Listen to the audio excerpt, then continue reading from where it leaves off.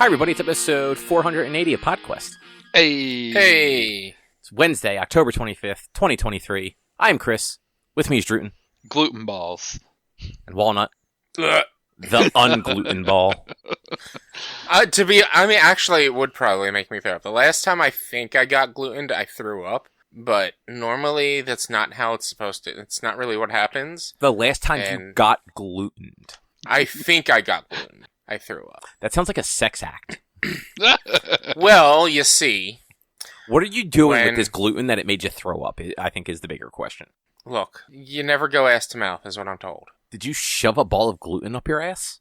I mean, didn't you see that episode of South Park?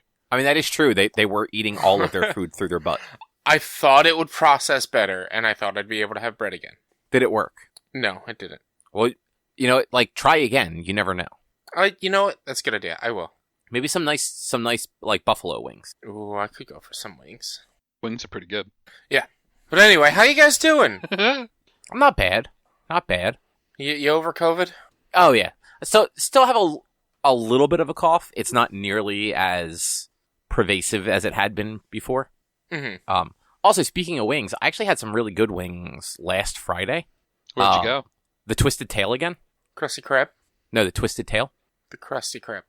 Where is that? On, I want to say that's second between South Street and whatever that street is, right next to South Street. Okay. What is that road? I don't know.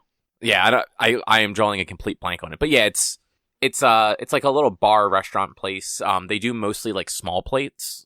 And they're a little too expensive for some of the stuff, but it's like 6 wings for like $10, and they're like the good size wings. Okay. And they use like their own like seasoning and sauce on it, and they were very good wings. Mm-hmm. I had those, some cornbread, and some mac and cheese with crawfish. It was a delicious meal. That all sounds delicious. It was, especially I apologize. I know like cornbread might not be something you can have. I don't know if they put regular flour in that or not. They do. But like it was really good cornbread. It was like skillet cornbread with like honey on top. Ooh. Yeah, that sounds delicious. Yeah, it was. It was a very good meal. Then Erica got they do these little like tuna cup things where it's like tuna like raw like sushi tuna in like a wonton cup with a couple little vegetables and like it's a spicy like chili oil sauce that like kind of hits you after the fact and is really good. And they do mushroom toast, which is like a pumpernickel piece of toast with like a mushroom puree spread on it, and then just like grilled and roasted mushrooms piled on top. That was also quite good. Oh, yum. Yeah, like that. Honestly, like so far, haven't had any bad food from them. Like I said, it's a little expensive, but like if you go there before a concert, it's usually early enough in the evening that they're not too busy, and you get served and everything pretty quickly. Nice. And that's the key when you're trying to eat on a time limit. But wait, yeah. What was the key? I wasn't paying attention. Them having like getting in there at an early enough time, they're not busy, so you get served and everything quickly. Oh, right, yeah. Because we have to get out of there and get to the venue. Though it does suck when you have leftovers, because this time of year you can't just drop them in the car and know that they'll be okay. Yeah, it's like 50-50 right now this time of year. Like maybe you could put them in the car and it'll be okay, but maybe not, because it's just like it's in that temperature zone of like, all right, it's not too hot where it's like it's going to keep it cooked, but it's not too cold where it's going to freeze it. It's like in that middle where this is the prime area for stuff to grow bacteria. Which is exactly why like we wouldn't do that. But like, when it's like February, absolutely. Get dinner, drop the food at the car, go do something. It'll be fine. Yeah. Yeah. But how are you guys doing? I'm tired. Jenks, you want me a Coke? I'm just what glad. Did either of you have to be tired about? Well, the running through airports yesterday. Oh, did you? That's right. Your flight back was yesterday, right?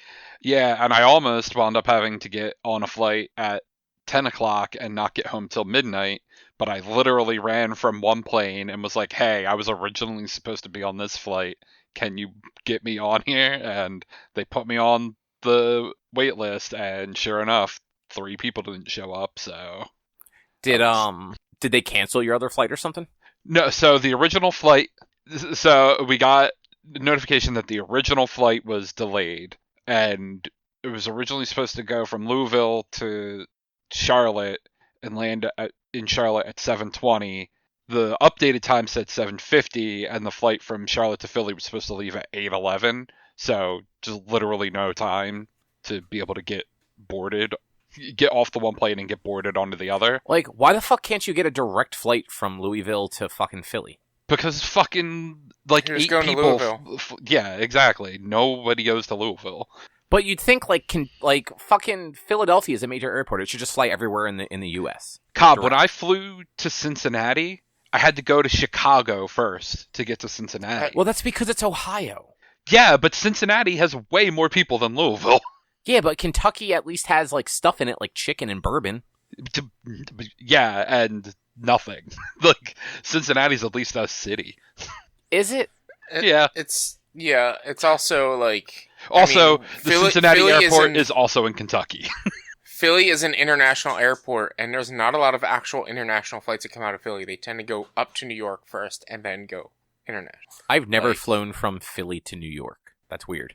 I actually... There were some attorneys when I worked with attorneys that flew to fucking Scranton, PA from Philly. But they would get, like, they had their own jet. They had, that place had their own chartered jet. So Oh, must be nice. Yeah, that's different. I mean, Oh. they had to go to court in Scranton, PA because of real estate foreclosures, and we were stationed in Cherry Hill, New Jersey, so they fly out there. Yeah, I know. A lot of times when you have those really weird short flights, it is cheaper to have a layover than to be direct. Mm-hmm. For whatever reason. I think because, like, they can fly a smaller plane the first way. Mhm. So, Yeah. like, when we flew, like, actually, both times I've left the country, when I went to Ireland and when I went to Japan, both of those flights left Philadelphia, went to Toronto. Which, like, for Japan, makes sense. For Ireland, not as much. Especially, like, I know for a fact there was a flight out of Philadelphia to Ireland around the same time that, like, arrival-wise, because somebody else on that tour had flown from North Carolina to Philadelphia to Ireland. So it was just the price went down. Mm-hmm. Airplanes are stupid. But Yep. how was your trip, though? It was fine. It didn't need Worth to- every hour you spent in Kentucky? Yeah, totally. Like, I don't know. It could have been emails or just a big Zoom meeting. I don't know. It's fine. It's whatever. Did anybody break Wait. any bats this time? No. Well, that's boring. At least last time you got a fun story out of it. Right? You had a work meeting in Kentucky? Yeah, the bank is, well, technically in southern Indiana, literally right across the river. Oh, okay. But, yeah, that's where the bank I work for is. It's good that Richie pays attention. I don't think he said that last week. He said it a couple Or- times, though. I've said it Last throughout the week? last 3 years. But that I've last worked there. week, Probably. that he was going in. Did he say it last week that he had a meeting this week? I think so, yeah. I think he said he was flying to Kentucky for work this week. I don't remember that. Because you weren't paying attention. No. Or, you know what? You may have been paying attention, but you have the retention of, like, a fly. How was that? What's going on? Exactly. Yeah. This guy gets it. It's also, we talk for 2.5 hours. You don't expect me to remember everything that gets Yes, said for we 2.5 do. hours. Every It's true. word. You're supposed to be the note taker. Nope. You're supposed to have Nah. pages and pages of notes so that, like, you Haven't- can just reference back. That ain't happening. Well, that's good to know. So we can just start telling you that we said things, and you'll have no proof of it otherwise. I mean, I'll remember the important things. Will you, though? I mean, When's your birthday? sometime in August. Cobb, you didn't ask the important question. When is Cobb's birthday? Yeah, I don't care about my birthday. He cares about his. You're a May baby, aren't you? No. I'm as I far know. away from May as you could be. There's no way to be as far away from May as you can be, unless you're saying that you're like a year from May, so then technically you're April, but then that would be the close to May as you can be. So there's no way to be as far, unless you're saying 6 months from May, which then would mean you're a November baby. No, the 30th You're a of November June. baby. 30th of... That's not as far away from May as can be, though. Yeah, it is. May, you still go to school. End of June, you don't. But that's only depending on where in May I would have guessed, that's only 45 to 60 days. As far away from May as can be would be 180 and 82.5 days. Why is it 45 to 60? Because if I just said strictly May, baby, so I didn't say which day. So my brain was like, what if I would have said, if I were guessing, I would have said May 15th just to get it. Okay, so you would have gone with the middle of the month. I would have gone with the middle, so I would have so you would have been 15 to 30 days in May, and yeah.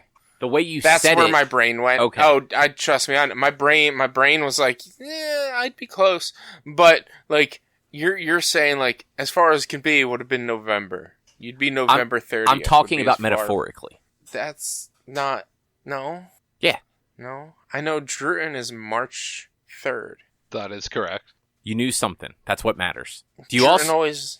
What's that? Do you also happen to know what's on the agenda? On the agenda is a bunch of stuff about Cobb. Well, you guys didn't do anything.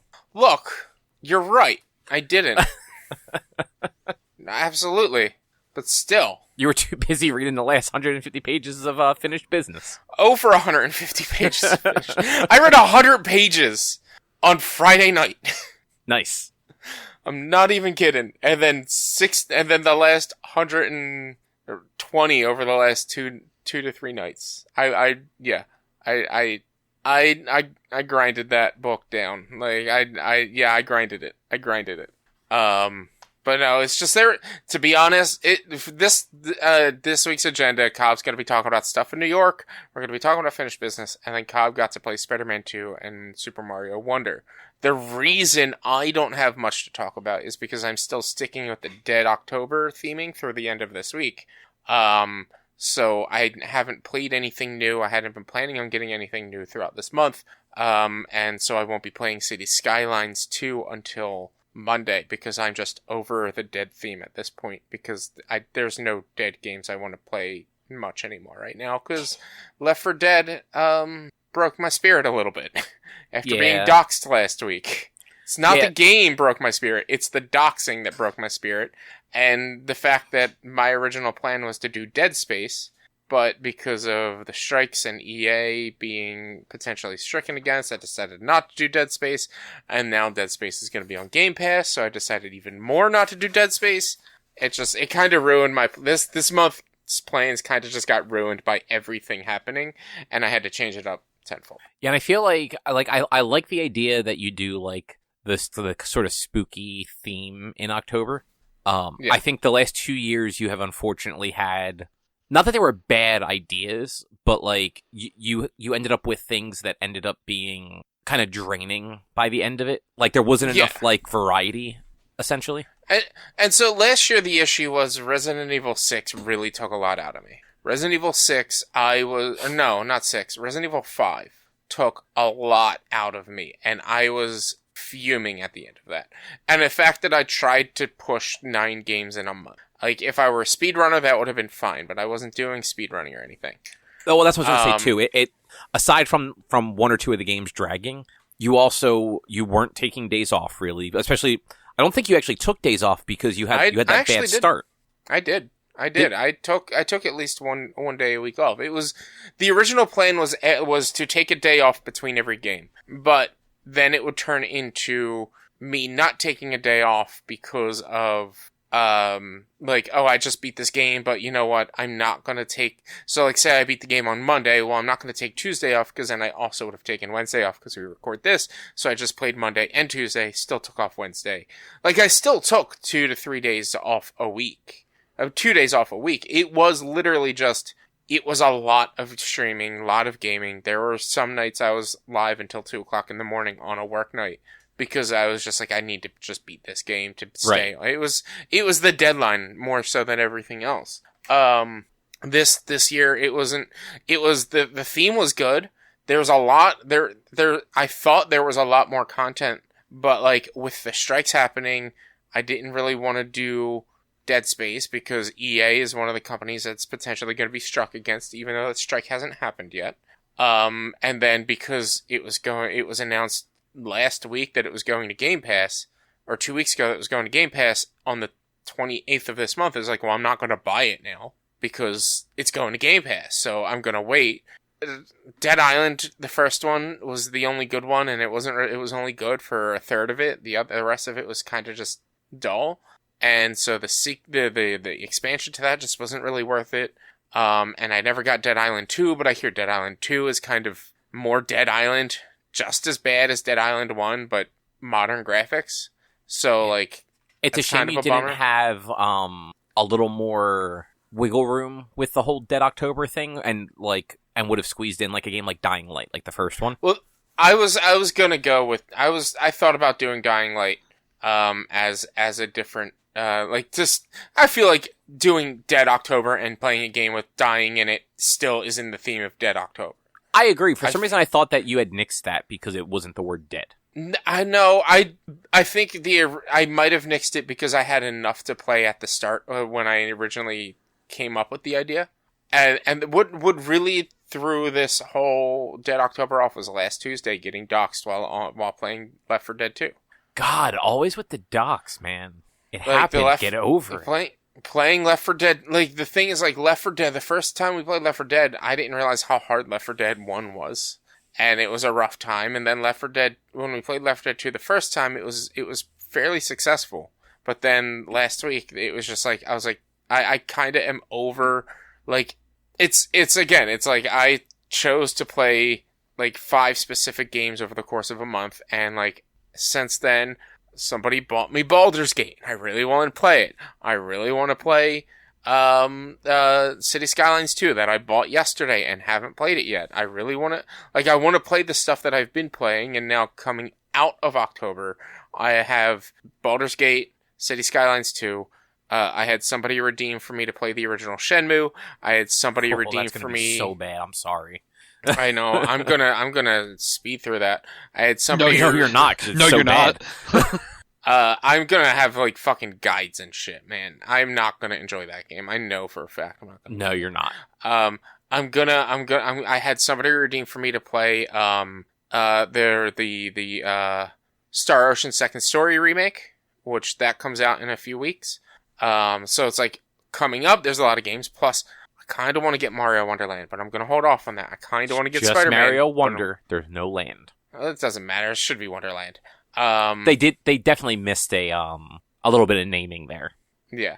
I want to get Spider-Man, but there's just so many games from this year that I want to play, that sitting here and playing some of these old games, initially I was into it, but after playing Dead Island for 2 sessions, I was like, yeah, I'm kind of done with this game. Yeah, I feel like that's one of those things where if you play a good old game, it's different. But since Dead Island, like you said, it was only good for so long, it's like it almost spoils other games for you in a weird way. But enough about that. So I'm going to be quick about this part. Over this past weekend, Erica and I went up to New York to do some spooky stuff, and they were neat. So we did 3 different tours and then like a haunted attraction thing. So the first tour we did was Catacombs by Candlelight, and it was the Basilica of St. Patrick's Old Cathedral. So it's not the big cathedral like in Midtown, up by like Central Park. It's a much smaller, much older one, way down in like East Village, Chinatown area. Okay. And it was the first Catholic church in America, because at the time Catholics were not wanted in America, and it is old enough that the Pope in the 90s granted them the title of Basilica, which apparently means that the Pope can actually do a mass there if he so chooses. Huh. Yeah, didn't know that. Kind of neat. But the thing with it is it's also one of, if not the only, burial ground in New York City. There are no cemeteries or graveyards in New York City other than that. Or if there are, there's like 1 or 2 others. And you actually cannot be buried in that one anymore unless your family has a plot from like the 1800s, and you can prove that you're part of that family, which also kind of cool. It has to do with like back in the day, like they used to just bury bodies, and then like the water table was high enough that when the tide rose, the bodies also rose, and a lot of different gases and bacteria would also come up with those dead bodies and would cause things like cholera to have massive outbreaks and then cause more bodies to have to be buried in the dirt. So yeah, and then that church in particular also has like catacombs under it with tombs. And they're more like your traditional, like almost like a mausoleum tombs where you can still be interred there. They actually have one up for sale. I think the lady said it was like $4 million to purchase it. Jeez. Oh yeah, like it's insane. I think it'll fit. I want to say she said up to 6 people can be like interred in it. And it's like picture like Indiana Jones, like Temple of Doom when they go underground and they find like the old like Knights Templar tombs. Mm-hmm. Where it's just like stone shelves that you could put like caskets on essentially. Right. And they had one that was open. I forget how old they said it was, but it was from like the late 1800s, and it actually had old like lights installed in it in the 1800s. And when they like opened it up initially, like within the last 20 years, it actually had Edison bulbs in it, like original Edison bulbs. And there was some sort of inscription that like they were actually gifted to that family by Edison. Wow. Yeah, which is, it's kind of cool. So yeah, that one was neat. It's definitely worth doing. It's not that expensive if you're in the city. They also this time of year have sheep. Something about like one of their bishops or something like that decided landscapers quit, so he just bought some sheep to mow the lawn essentially. And eventually they had to get rid of them, but he decided that every year during a certain like religious thing, they would have sheep there for like the month or whatever. So just happened to be that they had sheep there this month. They were adorable, eating the grass around all the tombstones. Nice. Yeah. And then we did these 2 other ones that were from the company is Haunted Manhattan, and they do 4 tours in like Lower Manhattan, Greenwich Village, West Village, 5 Points, and East Village. And the way they do it is it's kind of fun the way they do it. Like they have fun with it. Each tour is given by like a different like title of person. So we did the East Village and Greenwich Village, and the tour guides for those were the professor and the bartender. And they have like a few people that do each of the tours, and they kind of work off of pseudonyms rather than their real names. And they play up the idea that like they're a bartender or like a professor. I don't know what the other two areas were. In particular, the Greenwich Village, the professor guy that we had, like he had a lot of fun with it. Like he joked at the beginning of the tour that like he was just an underpaid actor. And you could tell like he definitely did like some acting because like he kept like a British accent on the whole time, like leaned into some of the goofiness of it. But also told like a lot of interesting stories about different spots around Greenwich Village and the actual stories that they're hearing from people that like live in the buildings or that have lived in the buildings. Because in a lot of cases, especially down in that area, it's a lot of NYU dorm rooms at this point, converted. Like they were like a factory or a courthouse or something 100 years ago, and now they're just dorm rooms for NYU students. One of the creepiest ones that, and I forget I think it was dorms for like law students at the like currently. But back in the day, it was some sort of factory for like shirt production, and they had a fire, and a ton of people died in it. And it was mostly women and children, and it was before there were any sort of like labor laws. And the reason they all died is because the owners of the factory locked the doors from the outside at the start of a shift. Oh, jeez. Yeah, so to make sure that nobody left with any of their products, the doors were just locked from the outside, and then the owners left. And then like a fire started on one of the floors, and some of the higher floors, people managed to escape. But in a lot of cases, like people were just like trying to slide down elevator cables and just unable to maintain their own weight and just plummeting to the bottom. And so people like students, and up to now, like they said they've actually had, teachers and stuff like that, take these tours before who were just like, oh yeah, no, like, students will regularly run out of the building and refuse to come back in, just saying that they felt like an impending sense of dread all of a sudden. Yeah, like just real creepy shit like that. We also got to see the old firehouse that Anderson Cooper bought and lives in. Yeah, nice. It also has like a history of like bad shit happening in it, like a lot of places do. It was fun though because like we've done like those like spooky ghost tours in a bunch of places, and sometimes you can tell they're literally just looking for the like most gruesome thing they can kind of like tell you to try and like put you on edge. And these tours weren't like that. There were plenty of, hey, like these people died gruesomely here, and like they seem to still be there.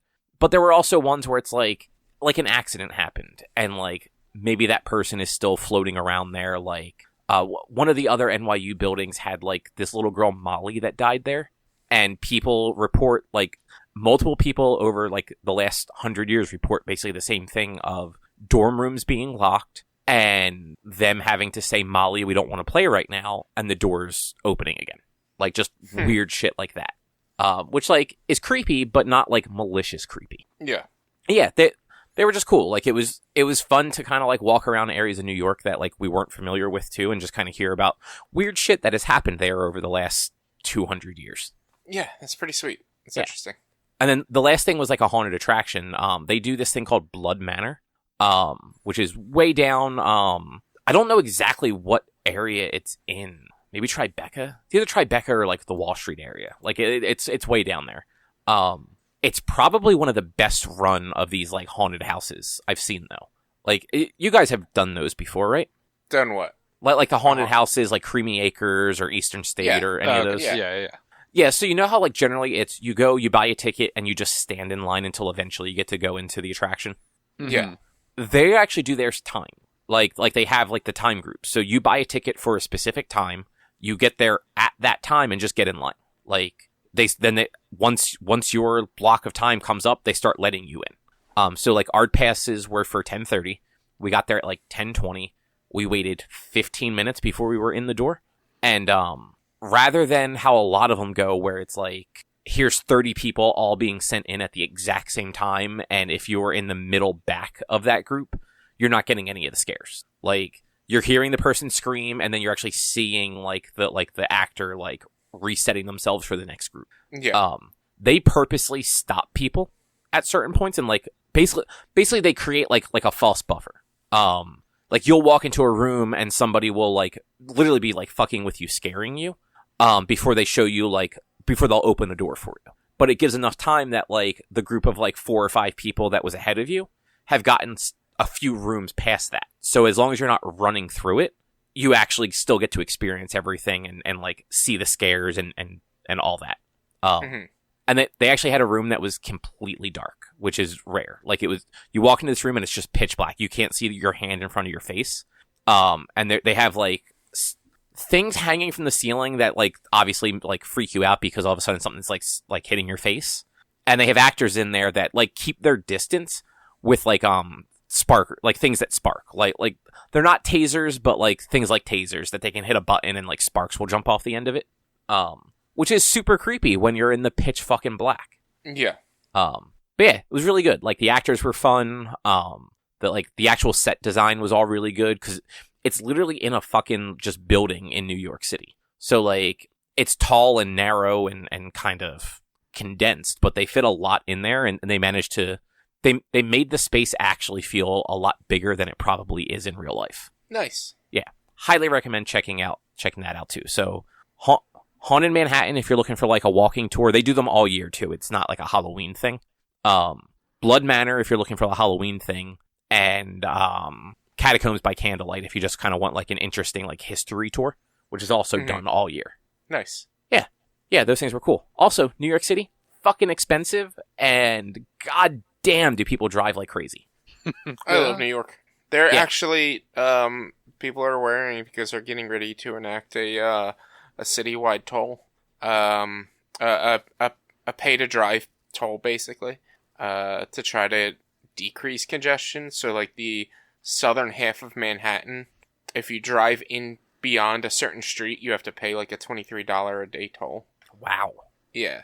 That's... So like, and that's like, London has done the same thing. They've dealt with that for like 8 years. It's for like it's for air quality more so than traffic. But yeah, I just learned yesterday or today, one of these days, that like they're trying to do that in New York. Yeah. To try to cut down on congestion.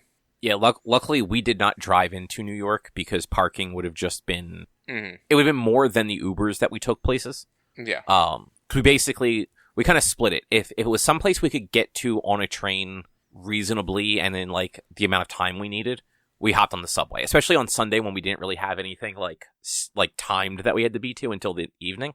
But then like on Saturday we had a lot of stuff where like we had to get to a place fairly quickly. So we just took Ubers, and holy shit, man. People that drive in New York on like a daily basis, they just do not give a fuck. Like, no. People who drive in New York don't care. They just don't care. Yeah, like, didn't get into any accidents. Never really felt like I was in danger. But, like, there were plenty of times where I'm like, Jesus, man, you are just back and fucking forth. And it's not like we're on a highway. We're on a 2-lane, we're on, like, Lexington Avenue or something like that. Like, yeah, people are crazy. But you know what? We got where we needed to be every time before, like, we needed to be there. Nice. So, good on them. But yeah, you guys want to talk about this book? Yeah, let's go for it. Let's do it. All right, so we finished Business by Ray Didinger. That we did. We finished Business. All right, Rich, since you probably liked it the least, how much did you hate it? It's same as last time. I was bored. There's literally maybe 2 chapters that I cared about in this entire book. Which 2 chapters? And I want you guys to guess which 2 chapters I cared about the most. The wrestling chapter? Hold on. Let's rephrase that. Which 2 chapters had the biggest effect on me or interest on me? The wrestling chapter and the chapter about Tommy McDonald. The whole book? In the whole book. The last actual chapter? Honestly? The Philly special? I did not care about reading about the Philly special because I've seen it live. And I've heard about it nonstop. It's a great play. It's awesome. I don't need one more person's perspective of a Philly special. I was really interested in Tommy and Me because that was more about the play and writing the play and creating the play. And that I'm interested in. And I was really interested in reading about Andy Reid. And it started to make me cry when he was talking about Andy Reid reaching out to him about his mom. And then he was talking about Andy Reid's kids and sons and his son passing away. Those were really the only 2 parts of this book that I was invested in. Everything else, I just like either it happened before my time and I didn't care, or I've already heard it enough to where I don't care. Man, you're boring. What? None of this information in this book really mattered to me. None of it. Which, I mean, like, look, that is completely valid. Like, that stuff's not for everybody. I enjoyed it. Drew, what did you think? I loved it, and I'm mad I hadn't actually ever finished reading it before now. Because I've had this book for like 2 years. I was going to say the book is really only like a year and a half old. It's but I've had it barely a year old. No, it's like 2. He talks about the coronavirus, which means he started writing it at least in 2020. It was published in 2021. Yeah. All right. So yeah, it's... Yeah. I've had it basically since then. I'm pretty sure I got it Christmas 2021. So all right, didn't you say like your dad got you a copy of it signed or something? Yep. But yeah, like going into this, I think I said it last time we talked about it. I had no idea who this guy was. I still don't really. Like I don't know that I've ever heard him speak about sports. Like I don't listen to WIP. I don't watch Eagles games at all, let alone the post games. Mm-hmm. So, but that's the thing. He doesn't do post games for Eagles games. He does post games for Comcast Sportsnet, which means you have to change the channel to watch his post games. Yeah, but that's where the Eagles post game show was. But if you're watching sports on just a normal TV, like I'm giving Kyle the benefit of the doubt. I see what you mean. Yeah. You have to seek him watching him. So if you're just watching football, you're not gonna have watched him, even if you are like you wouldn't have seen him if you're just there to watch football. Right. I see what you mean. Like if I was watching it on Fox, it would be the thing with Terry Bradshaw. Right. Yeah. Yeah. But, like, just in general, I mean, like, I don't watch football, period. I don't like football. I think it's fucking boring. So, yeah, no idea who this guy is. If you played a clip with his voice, I would not be able to identify it. It's not like he's fucking Harry Callis or something like that. Though he mentioned him a bunch. Yeah. Yep. But, yeah, I actually thought the book was incredibly engaging and interesting because it was weird. Like, I think like the sports history of the stuff that I didn't know, like the early Eagles stuff, even like the Philly stuff, like pre-80s, like pre Schmidt and Rose and all that stuff was just interesting. Like I didn't realize the Eagles were that bad of a fucking team before then. Oh yeah. Like I knew they weren't great because like I knew the snowball story, but I didn't realize it was like 20 years of them just being the fucking worst. Yeah, pretty much.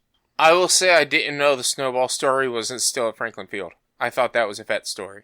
No, the fighting was the vet. Yeah. Yeah. No, yeah, but like I thought snowballs and the batteries and everything were all vet era, not Franklin Field, which batteries were Sixers. Or no, Flyers, weren't they? Batteries onto the ice or something like that. Nope. Batteries were the Phillies.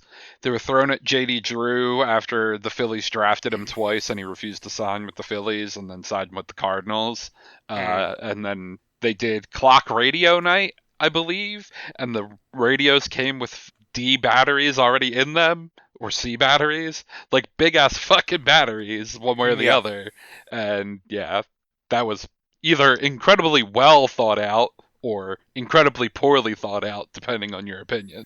I think I think it was well thought out, but poor timing. They probably weren't thinking like, oh, when they planned this event, they weren't thinking, oh, this guy who wasn't going to sign with us was going to be here for the first time. And so it was like, all right, we're going to do that. But then they didn't think to change up the event. So it was a happy accident. Yeah, it really was. It was a happy accident.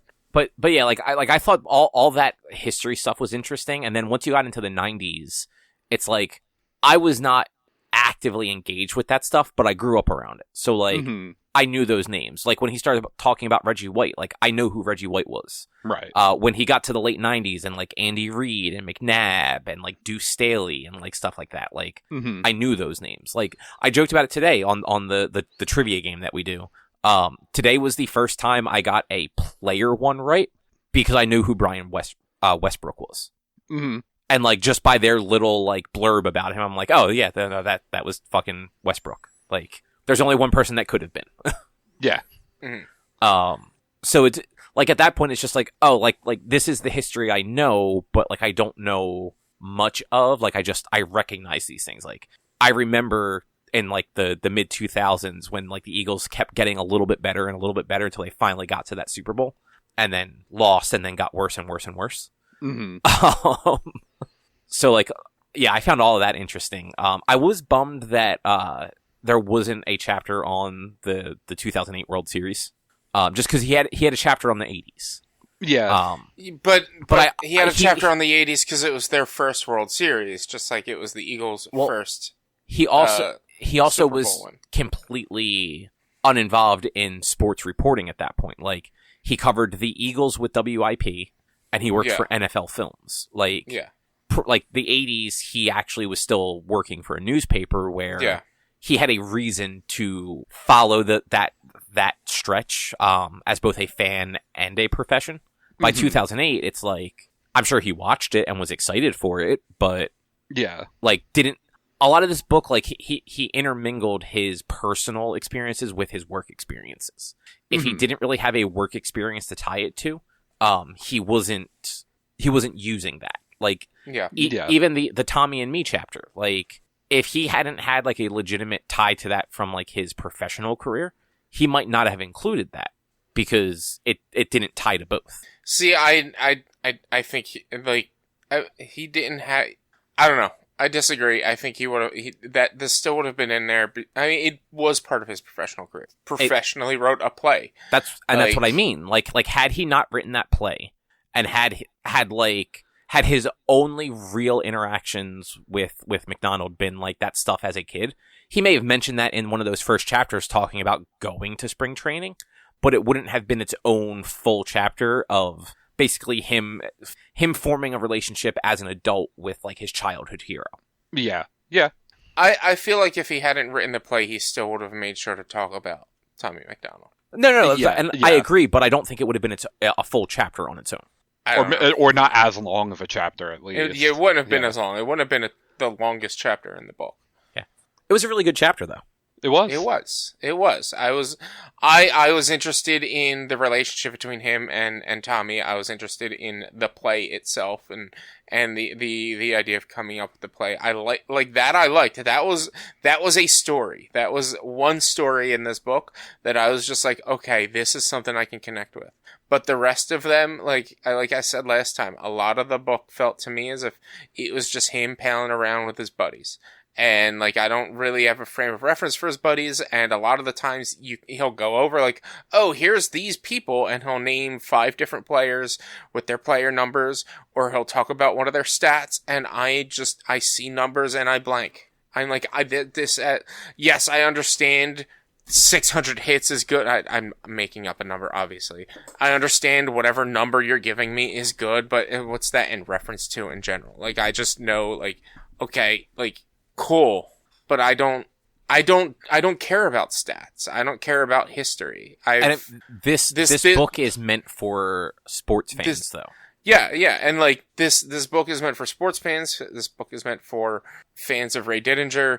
This book is meant for people who like history or historical facts and events. I like sports. I don't care about all the nitty gritty of sports. I just want to know, is my home team winning or losing? Obviously, they're losing right now. Or lost yesterday. Well, one of them did. Yeah. The other one's winning. We're not going to talk about that. Right now. So what I'm picking up is I'm a bigger sports fan than you. Yeah. I mean, you get way more of the sports questions right on the Daily Dozen. I don't read the sports questions. Yeah. Oh, really? Like, I don't know why he barely do you not see most of his answers? He doesn't even try to answer. I don't 7 out of 9 questions every week. If I don't know it from looking at it, I'm not going to guess because I can't fathom a guess. If I don't know it, I'm not going to guess it because I don't know. That's fair. I didn't realize you didn't I assumed that's what you did, that like you just didn't take guesses because like you drew a blank on like what you could guess. But I didn't know you just skipped the sports ones. The sports questions I just click so I can say give up because I know most likely I'm not going to know these answers. So I do that with the college sports ones. And like usually anything like college sports or like weird stuff like soccer or golf, like the golf ones kill me.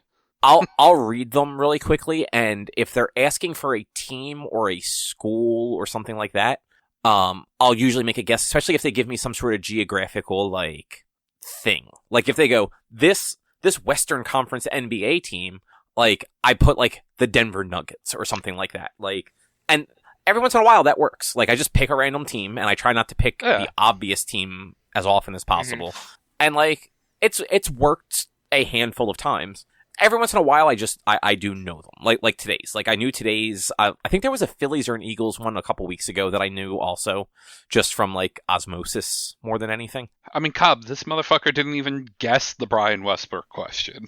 Well, he didn't he just said he doesn't read it. He just clicks on it and moves along. Should have read it. Would have took 30 seconds, not even 30 seconds, taken 3 seconds to read it. I mean, I've been like, I wouldn't have known the answer. I promise you, I wouldn't have known the answer. Guarantee you would have. I would not have thought of the name Brian Westbrook. I'll let you know. I know Brian Westbrook. I know the name Brian Westbrook. I don't know anything about. I don't remember his stats. I did not pay attention to football prior to like 2012. I just knew his name. Like I saw people with Brian Westbrook jerseys. Like I do not know this stuff. I did not pay attention to it. I don't know what a Pro Bowler is. I'm looking at the question now. 2-time Pro Bowler. This running back was a dual threat for the Eagles from 2002 to 2009, rushing for almost 6,000 yards, compiling almost 4,000 yards in the air, and totaling 66 touchdowns. When I see this question, I see 2 times Pro Bowler for the Eagles for 7 years with a lot of yards. That's what my brain sees. Okay, that's... Because I don't know I don't have a reference for any of these, and so I would not have guessed Brian Westbrook, because I don't know who was on the team from 2002 to 2009, besides Donovan McNabb and Terrell Owens. And I know it wasn't Terrell Owens. Because he was a receiver. Yeah. So I didn't even know he was a receiver. I just thought he didn't get joined. I knew he wasn't on a team in 2002. It was in the book you just read. He wasn't, but I didn't. I'm kidding. My point proven though. My point proven. Like, sports information does not stick in my brain. I can talk your ear off about Monster Hunter and D&D and a bunch of other things, Resident Evil, but like I'll watch sports and I'll enjoy watching sports, but I'm not going, when it comes to having all these numbers in my brain and reading all these numbers, it becomes gibberish to me. Which, like, that's fine. And, like, to be fair, like, I'm not judging you for that. I am. I'm not really. I just thought it was funny, like, because, like, I know, like, you do fantasy football and, like you do follow sports a little bit. Oh, way more than I do. The way I do fantasy football is, all right, who's projected to do better this week than whoever else? All right, great. I'll pick that person. The way I do fantasy football is, hey, Drew, pick my fantasy football team. But, like, in general, you pay more attention to the, like, game to game than I do, and without a doubt. You might not watch them, but I feel like you pay attention more than I do. I used to, pre-COVID for sure. When I was going to people's houses every other week or every week to watch sports every week. I don't do that as much anymore because I don't have... I've watched more football this year than I have in the past 3 years because it's more actively available on streaming service. That's fair. Yeah, whereas, like I said it before, like, I find football, like, actually boring to watch. It's just... particularly on television, like, it's so much downtime and commercial breaks that, like, to me, it's not interesting unless it's, like, end of the game, like big stuff's happening. And even then, it's like, cool, they're going to do 17 commercials in the last 30 seconds of this game. Let me tell you, Cobb, football is way better on TV than in person. Oh, I can imagine. But at least, like, in person, you get the atmosphere. Yeah, but on TV, you get the replays and the breakdowns of the plays that just happened. Now, imagine being at the game and you see the play happen, and then literally 30 seconds of nothing. You're 20 seconds of the replay of the prior play that gives you a breakdown, and then 5 seconds of nothing. So you know how at a baseball game, you're watching the Jumbotron between innings and between halves? Yeah. Do that every 30 seconds rather than every 5 to 10 minutes. That's fair. And, like, actually, you know what? I've been to 2 football games. We actually went to an Army-Navy game years ago, which that was neat. And then I went to a preseason Eagles game in, like, 8th grade, I want to say. And, like, they were fine. We actually had really good seats for that one. But yeah, like, football has just never been the sport that, like, I'm super into. I much would rather watch a baseball or a hockey game. But yeah, I would honestly, I enjoy watching baseball. But it's more because it's the easiest sport to follow when you're not paying attention to it. But yeah, other than that, it's like I'll watch football, but I'm a social sports intaker. I need to be with people to watch sports because I want to have conversations and stuff otherwise. That's fair. But yeah, as far as the book's concerned, like I thought the second half of it that we read was really strong. I was surprised with the wrestling chapter. Right? Yeah, like it's a like I did not expect there. Yeah, did not expect that, and did not expect it to kind of go as deep as it did. Mm-hmm. Because it did. Like they went deep and kind of emotional is not the right word for it, but I can't think of another word. Yeah, I know what you're going for, but I also can't think of the word that really would fit. Yeah. Yeah. Much like with a lot of the other ones, I think he did a really good job when he was talking about some of these things, name dropping both known names and unknown names. Mm-hmm. Like he mentioned like Hulk Hogan and Sergeant Slaughter and a couple other names where it's like, even if you're not a wrestling fan, you'll recognize those names just through osmosis. Mm-hmm. But then he can mention other people. Like, I actually ended up Googling. I didn't know there was another random dude who went by The Undertaker in the 80s. Yeah. Like, he said that, and then he said the guy's name. I'm like, I don't think that's The Undertaker's name. His name's like Mike or something like that. And I Googled it. I'm like, oh, there was like this other dude who used that name. Like, okay, that's fucking weird. And then, same thing with like baseball and football and everything, you know. the early Eagles and Philly stuff was definitely, for me at least, a lot more of like names I've never heard before. Just because like who the fuck has heard of the Eagles players in the 60s other than maybe you, Drew? Yeah. Even a lot of those were like not players I knew. But like players from the 1960 championship team, I know. Players from that abysmal era of the Eagles, I didn't know like any of those dudes. Yeah, and even like coaches, like a lot of times, like you might not know the players' names, but it's kind of easy to remember coaches because there's only one every like 5 to 6 years. Mm-hmm. I'm like, I don't recognize any of these names until Vermeil. Yeah, it's like, oh, that's a name I recognize.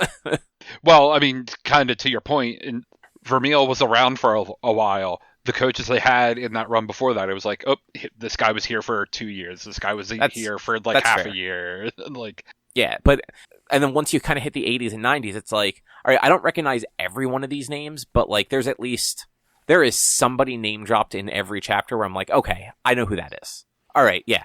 Okay, we are in a period where I was alive or close enough to being alive that I recognize this name. Mm-hmm. Yeah, I don't know. I enjoyed it. I like history though, and I'm a bigger sports fan than Richie. Yeah, I mean probably. Probably. Look, but it's my brain. I can do math, but my brain doesn't do numbers, and my brain doesn't do history. I was always bad at history. I was always bad at remembering facts, and like I was always bad at like just keeping track of stuff like this, and so I can promise you right now that I barely remembered any of the book that I read. Immediately after reading almost 100 pages, I barely remembered anything that I read. Like, I finding out that the Eagles were almost sold, that's the first time I ever heard about that, and I remember that the coach's, or the owner's name was Tos, I guess his name was. And that's it. But you know what I do remember? I remember Bleach. I can talk to you about Bleach. Can Ichigo, and I mean, in fairness, Walnut, like, I could remember basically fuck all about the Jurassic Park book. Basically, all I could remember about the book was shit that was basically in the movie, because it means nothing to me. Like, that, I'm the same way about fictional shit, so I get it. Meanwhile, I'm over here, I'm like, I like them both. I can tell you things. It's a good question, guys. I'll tell you about Jurassic Park. I'll tell you about fucking 1960s Eagles within reason. I can name one player on that team. Yeah, it's. I think the thing is, like, I can't remember if I said this. I saw this as homework. This felt like homework to me, whereas reading Jurassic Park was entertainment. And now you know how Drew has felt for the last 3 years. No, I don't. I honestly don't, because, and I'm gonna say this now because it's something I was thinking about. You never sat there and watched just the movie. You did other stuff while watching. You did other stuff while taking in whatever the media was. No, I really didn't. You worked. You would work. You would be at work while watching the movie. Only maybe a handful of times, and only because those were times where life happened, and the only time that I could actually fit in watching or listening to the thing. Although listening to things is different because that is a thing I can actively multitask during. But like watching, I think I watched one movie, maybe two during work time because shit happened and that was the only time I could do it. But what I mean, like were you on your phone checking Facebook, checking Twitter, checking whatever social medias or sports things while the movie was on? Incredibly rare. Only on the like the super shit movies where it got to the point where I was checked out. But I legitimately tried to do my best to watch the movie and take in the movie. But a third of the way through Fantastic Four, it's like, yeah, no, I can't just watch this fucking movie the entire time. Like, I need to look away at something for a minute.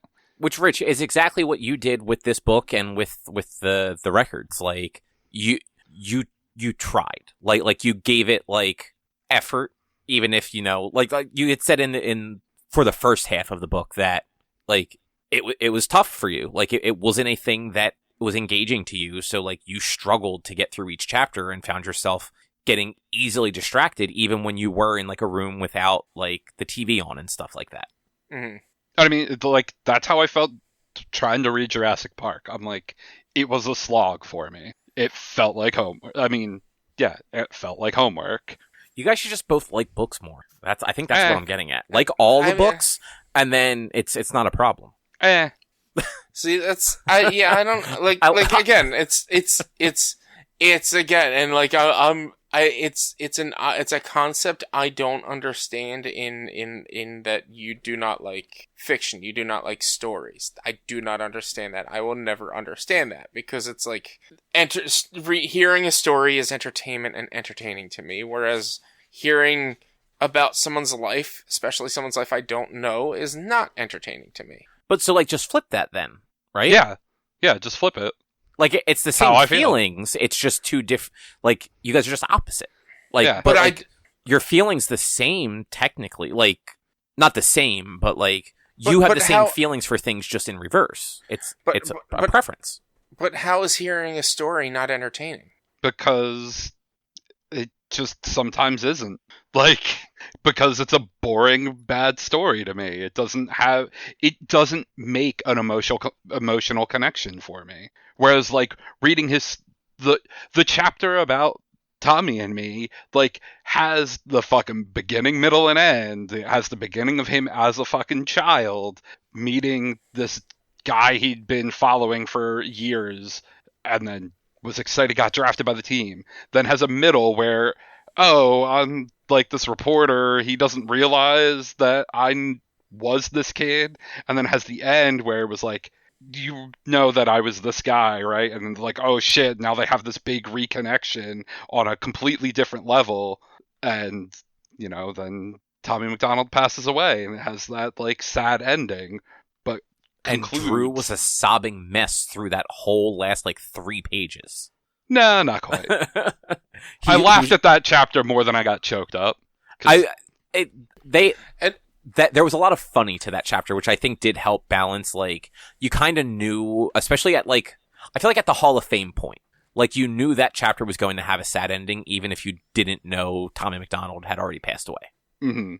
And that's probably one of the reasons why I like that chapter more so than any other chapter, is because you're right, it did have a beginning, middle, and end. Not only was it about him coming up with the story of the play, but it was also...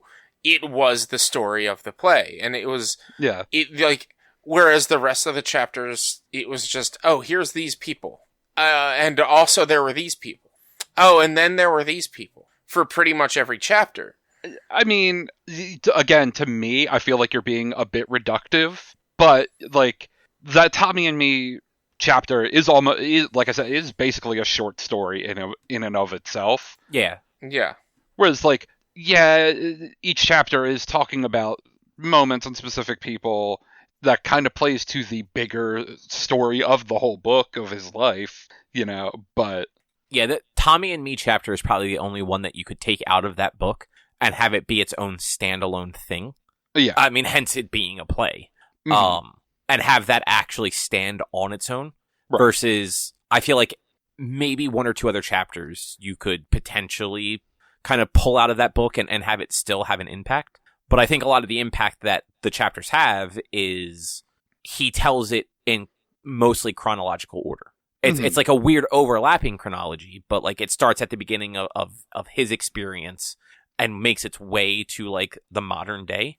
But right. Like each chapter retreads some of the earlier years. Not the same topics necessarily, but like he goes back to the 60s and the 70s regularly because there are key things about those times that impact whatever he's referencing in the 90s or the early 2000s or something like that. Yeah. But yeah, Rich, I can completely understand why this wouldn't click for you, especially knowing that, like, in general, you have always been a little bit more disinterested when it came to, like, the non-fiction-y things. Because even, like, documentaries, like, the couple times we've done, like, a documentary-style thing, like, they haven't clicked for you all that well. We haven't... No, we've only done 1 documentary thing, and that was 2 documentary things. And those were, the F1 thing and friggin', Top Gear, and I liked both of them. Final Fantasy 14. The History of Tetris. Did I necessarily not like them? I don't think I'm pretty sure that you didn't really enjoy the Final Fantasy 14 one, like, for the most part. I think generally because it was stuff that you already knew, for having, like, played the game in those early days. The Tetris one I actually don't remember. No, I never played the original Final Fantasy 14. No, but you played like the early Realm Reborn. Yeah, like you was more... knew what led up to a Realm Reborn and like what that relaunch was like. Alls I knew that was Final Fantasy 14 was bad. I didn't know anything about how bad it was. Like that's the thing. Like I don't recall not liking those, but I do recall not remembering a lot about them. Like I remember retaining a lot more information about the Tetris John than I was expecting. That was much more recent too. But I don't necessarily... I know I was apprehensive in going into them, but I don't recall necessarily not liking them, but I treated those more as a podcast because I just listened to what they were saying and I worked during that time because that's really what they were, kind of. This motherfucker tries to call me out for multitasking for shit. So I think, and honestly, I assumed it too. Like, I know I watch stuff while working and sometimes I'll watch it twice because of that. I thought we all just did that for the most part, to be honest. I also thought, like, Cobb, I know you will fucking play video games while watching shit. So, like... Not the book club stuff. On a documentary style thing, I'm more so than not going to be spending my time listening to it because there's no point to watch it. That's fucking super not true. What are they going to have on screen that they're not telling me about? I mean... Guess it depends on the documentary. It could be any number of things. I mean, not every documentary, yes, but like just to they're gonna be have like, nope, they're not gonna have anything on the screen. Then why is it even like? Well, you're just completely discounting the reason they would make it into a video format. I mean, it's monetization. They could get it more like that's the thing. They're going to have reenactments. They're going to have recreations. They're going to have screenshots and tidbits. But they're like whatever screenshots and tidbits they're going to have on there is going to be what they're talking about. So I'm not losing anything by not watching it. See, I don't know. I feel like I get more from seeing some of that stuff while they're talking about it. Like exactly. The Final Fantasy 14 one in particular, like they had video of like those final days of the original game. And I feel like it did a lot to kind of see what the game looked like before it relaunched and that like seeing the weird comet in the sky that was going to destroy the world and all that stuff. And like, and like I would look over occasionally, but like, I feel like with the way they were explaining things, it didn't really help me. And like, I'm not judging you for working while watching stuff. Like I said, I do it all the time. Like sometimes I watch things twice because I end up missing a chunk of it that I feel like is going to impact my actual opinion on it. So I just replay it and make sure to pay attention during whatever bits I missed. But yeah, I think part of that for you is like, and you admitted it last time, nonfiction is not the thing that you are drawn to. You want a story. You want an escape from the real world. You don't want more of the real world when you're like watching or listening or reading something. Yeah. And I get that. And Drew is the opposite. He only wants reality. He does not want to be part of the Matrix. That's so boring. Whereas but it's like it's not though. It's not just just because it's real doesn't mean it's boring. I mean, a lot of the real world is boring. Let's be realistic. Nobody can fly. Nobody has superpowers. Dinosaurs aren't brought back to life. There's a lot of stuff about the real world that is just fucking boring. But like that's the thing though. I can read a story that's based in the real world because it's a tale, it's a story, it's a legend, it's not real, so it's easier for me to get into it and understand that some of this stuff can actually happen. And I'm not saying that I don't believe anything in this book happened, but when you're giving me bit by bit, number by number, day by day type shit, I'm sitting here, I'm like, all right, well, this happened 15, 20, 30 years ago. Why does it matter? Because history repeats itself. All right, so then I'll find out when Ray Didinger II is a broadcaster. Like, you won't though because you didn't follow the first one. But I'll be following this one because I'll be an older person who's watching football. Like, I'll be watching football. Maybe I'll be more into sports at that time. I don't believe you. You're just going to get more in the Monster Hunter in your old age. So you're going to go senile, so you're going to forget that you played all of them. You're just going to start them all over. I haven't played all of them. No, but I mean, like, by the time you're older, like, you'll have played, like, all the ones that are playable. Yeah.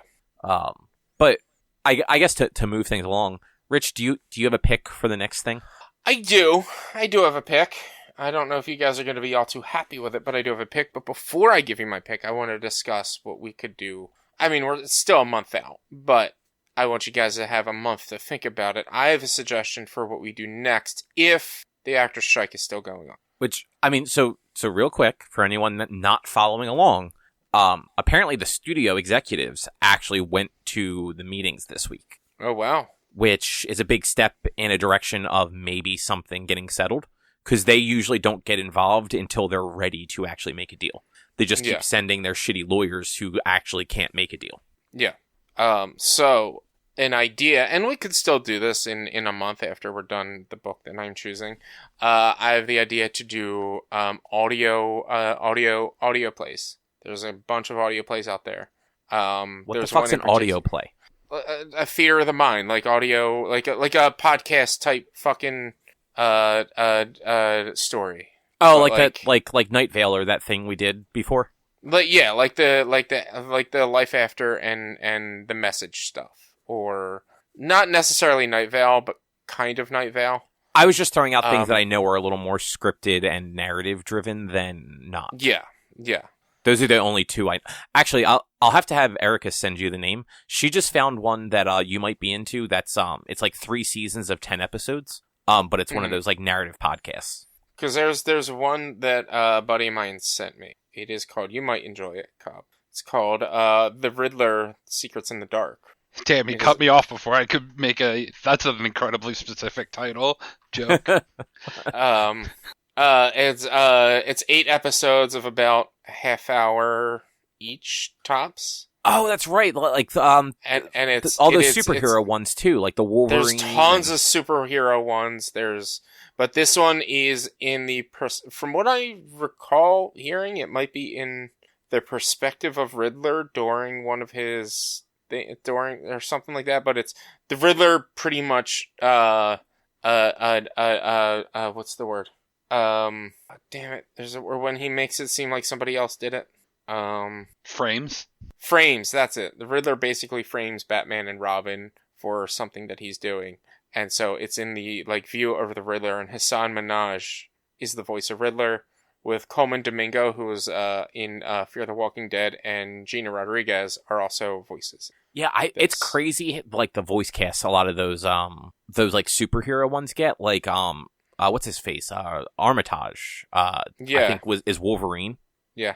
Like, I mean, I get it. Like WB and Disney can send out some money for that stuff. So, and there's obviously there's more than just freaking superhero ones, but for something potentially, or we could still do it after the fact, something besides movies that we could do in a month, look into things like those, because I want to suggest we watch or listen to that Riddler one.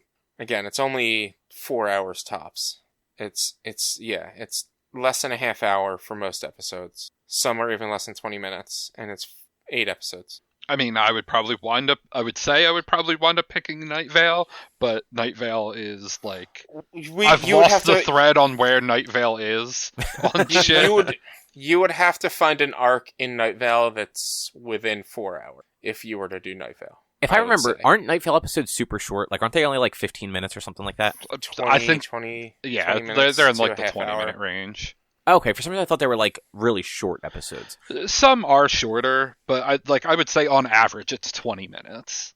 I'm sure like their Wikipedia page has like the arcs listed though, and we could figure something out. Yeah, I mean realistically, they're I would say 236 episodes right now. So wow. Yeah, I listen to it every week. I don't know what's going on, but I listen to it every week. I haven't listened in a while. But I mean, depending on how the strike goes, like I'm willing to at least like consider that. Like I'll look at for audio plays or dramas or whatnot. Yeah. But my suggestion, my book that I want to read is a book that I've had since the pandemic and I've never read. World War Z. Spooky since it's the end of October. And we're going to go World War Z. I don't know if it's actually really spooky. It's not. But it's like a collection of people's stories during the zombie outbreak and apocalypse. Trust me, I have both World War Z and Zombie Survival Guide. I was like, which one. I made sure to know which one is the right one to do, because Zombie Survival Guide is literally the Zombie Survival Guide. Yeah, not an I actual read book. part of Zombie Survival Guide.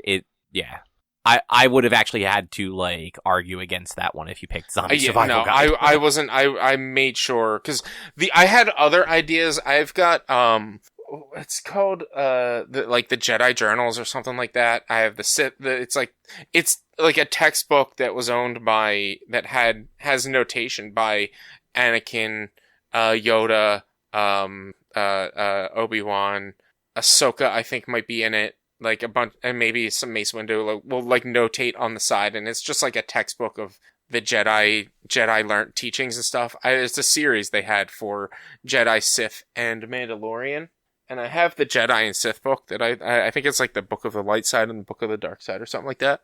I thought about those, but I'm like, no, I'm gonna hate that probably. Drew, I am pretty sure I own a physical copy of World War Z. So if you would like to borrow that, you are more than welcome to. Maybe, probably. I did find one of our actual Kindles the other day, as I was on a tear trying to fucking find this car title, but unsuccessfully. I did find a Kindle, though. I don't know if a charger for it is. How old is it? It should just be like a micro USB. Nope. Oh, is it so old that it uses its own like proprietary charger? Sure looks like it. Oh, that or sucks. like a USB 2.0 or whatever. Or no, Nope. that is micro. It's some weird, smaller than a USB-C, but definitely not a micro USB or whatever the weird USB that the PlayStation 3 shit all used. Mini USB. Mini USB. Yeah. I will say I also thought about doing that Batman book I read a few years back, but I had just read that a few years ago, so I didn't want to read it again. And I also thought about doing the Walking Dead novels, but again, I have read those all already, and you kind of lose it once it's spoiled for you, at least the first one. So it's like, I want to reread those, but I don't want to reread them and talk about them. So that's fair. And what the fuck is with this audiobook being abridged? That's dumb. What do you mean? I was just looking. I just grabbed World War Z from the library. But they have the ebook and the audiobook, and the audiobook's an abridged version, which means it's not the full book. That's weird. So it happens a lot, especially if it has like multiple narrators. It'll be an abridged version where they're just kind of telling like a core piece of the narrative versus the whole narrative. Mm-hmm. But like World War Z is such a short book, I feel. Yeah, it's 350 pages. Yeah. I'm surprised that the audiobook is the abridged version, basically. You know, it's going to be nice to read another not hardcover book. That was the hardest part of reading Finished Business, is it was a hardcover book, and so it was just so heavy and stiff. So I honestly, like, I agree. I had the worst time reading a physical book. It was a struggle. Not because it was like heavy or anything like that. It's just I think I mentioned it last time. For whatever weird reason, I think I'm the opposite of you guys, where reading something on like a device is harder for you guys. I find it very hard to focus on like a physical book. See, I've never actually read on anything besides like a PC or a phone. I've never had an ebook and an e-reader or anything like that. So I've never read on one of those, so I don't know how my eyes will adjust to those. I know like Kindles and things like that are made to look like books and feel like books, kind of, so like it might be easier for me to read from something like that, but like a tablet itself, something that like it's probably the blue light that really fucks with me. I would need to make sure to have like blue light turned off and all that stuff, and it would burn my eyes, basically. I can understand that. Like, yeah, the Kindles do have like the e-ink paper thing going on, where it does look incredibly close to like an actual piece of paper. Especially like the non-Kindle Fires, like the actual e-readers. But I read the same on my phone and tablet as I do on my Kindle. And like I am not like a crazy fast reader, but like I read at a decent pace. But I found myself actually having to reread pages quite a few times of a physical book, because I just kept getting distracted, or like losing my place oddly in like the middle of a page. Like, do you wear glasses? You don't wear glasses, right? Not really. Not when I read. And Drew, you used to wear glasses. You do contacts or do you do glasses? I wear contacts. Do you guys have astigmatisms? I do, yeah. Very slightly, yes. Okay, I was gonna say maybe it's because of my astigmatism and how light flares for me that causes me to have issues with it. Maybe I was just trying to use my disability as to my benefit. I mean, that could be it, but like my astigmatism is very minor, and I now have proper contact lenses to help with that. So it's even less than it used to be. I had anti-glare glasses, and I still had bad issues with astigmatism lens flare. Don't know how much the anti-glare glasses really helps with your eyes being broken. Like, yeah, I seen a J.J. Abrams movie basically. Yeah, like I have a pretty, I have more of an astigmatism than Drew has for sure. Maybe not as bad as yours. I'm not really nearsighted or farsighted. Like, I don't have 20/20 by any means, but I do not need glasses to read or see from like a general distance, either up close or far away. I do get a lot of like floaters and stuff like that from the astigmatism, but just for whatever reason, physical pages, I think it's because I get a little distracted and like I'll turn my head or like move my head and I will immediately forget which side of the book I was on and like where on that page I was at. Whereas with like my phone or a Kindle or whatever, you only have one page in front of you at a time. Yeah. I think for me, the other thing that I worry about with like an ebook is when it comes to reading a physical book, I actually feel the progress as I flip the pages and I can see how much I've read and how much I have left. And so it actually gives me more of that push to keep going because I know how far I've gone. I mean, that's the best part about ebooks. You have different metrics you can base shit off of. Any Kindle apps all give you different stuff that you can cycle through in the corner. You can see what page you're on out of the full number of pages. You can see how many minutes are left in a chapter and how many minutes are left in the book as a whole. But flipping open to a page and feeling that you have more pages on your left than you do on your right is just such a satisfying feeling of the fact that you're almost done. I know, it just annoys me. Fuck that. I want it on my phone. I also, this was the first physical book I've read in over a decade. Mm-hmm. Like, I've had a Kindle since 2011. Yeah. So, I own a bunch of physical books because if I really like a book, especially if it was like a library book, I'll buy like the physical one just to like have on the shelf. And if I ever want to like reference something, it's much easier to like grab the physical book and like flip through it to find it. Yeah. Especially like if I don't own it. If I own a Kindle version of it, I'm a little more hesitant to do that because it's like, I bought it once, why would I buy it again? But library books, it's like, this was free. I will give the author some money. All right. But yeah, I guess, so World War Z in 2 weeks, the first half of it. If it's a 350-page book, that would be 175 pages. Yeah. Well, look at me doing math, motherfuckers. Didn't even need a calculator for that one. Good job. Yeah. Would be, let's see, I'm trying to find what chapter would probably be best. Good, because I don't have the book handy. I do. I have it right next to me. I grabbed it before we started. Come on. I don't think he has actual full chapters. There might just be chapter breaks. So there's a chapter break on page, what was it? 160. Hold on, guys. This is great audio. 168 looks like there's a chapter break on page 168. We could probably go to there. What do you mean a chapter otherwise, break? So it's like there's like a little dot and it stops and there's a big space between the previous paragraph, and then it's like a stop, and then the next paragraph, it's all on the same page. Otherwise, it would be, the next chapter would be 180 something. Otherwise, I think it's like, let's 187, or there's nothing, I'm not seeing anything. Is there not like a table of content? Oh, there are just very few chapters in this to begin with. Yeah, 136, but each chapter has like stops and breaks. So it would be one, like we could do, through Homefront USA. That gets us through to 187. Yeah, I mean, that makes sense. Yeah, so finish on Around the World and above. But you'll see what I mean, because like looking at this, 187 to 270, there's 100 pages between that. And there's breaks in those. It's one of those. Pages. Every chapter is a very long chapter, and instead of just doing smaller chapters, they do like little like breaks in the chapters. Yeah. But 187 is close enough to the middle of the book. Yeah. So cool. I have that noted down. So I'm going to talk about Mario first, because I have less I can say about Mario. Mario? Mario? Mario? Mario? Mario. Luigi. Luigi? I don't know. Yeah, so Luigi. I played most of the first world of Super Mario Wonder, the new 2D Mario game. It's fun. It is super fucking easy though. I'm hoping that the difficulty goes up a little bit as I get through the first world and they kind of finish with the tutorials. But this first world, there has been zero challenge at all. That's usually how Mario games work, though, is, like, there's gonna be no challenge at the start, and then it just, as it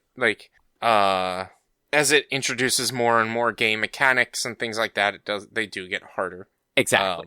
And that's what I'm expecting. I played a little bit on Saturday and Sunday while we were away. Just Friday, both this and Spider-Man came out, so I spent most of Friday playing Spider-Man. Since I knew I wouldn't get to play it again until we got home on Monday afternoon. And that was a whole shit show to begin with. And then, so I just played Mario kind of like on the train, in the hotel in the evenings, sort of thing. It's fun though. Like it does play really well. It looks fantastic on the Switch. My Switch runs pretty fucking hard with that though. Like I can hear the fucking shit whirring on the inside of my Switch. So they better come up with something new soon, because I don't know if these launch Switches are going to last much longer. Mm-hmm. The whole Wonder Seed thing that they showed in like the trailers is actually pretty cool, because it does every level has one. When you do it, you get one of the seeds, which are basically like your currency, or one of your currencies, I should say. And it just does something kooky to the level. The hardest one I had was it put a bunch of invisible ramps in like that section of the level, and you had to kind of figure out where to run to get all the way up to the top. And there were occasionally enemies and stuff like that on there too, so you could kind of see where they were going. But like if you jumped wrong, you might just jump over a path and land and just fall back to the bottom and have to start over. Mm-hmm.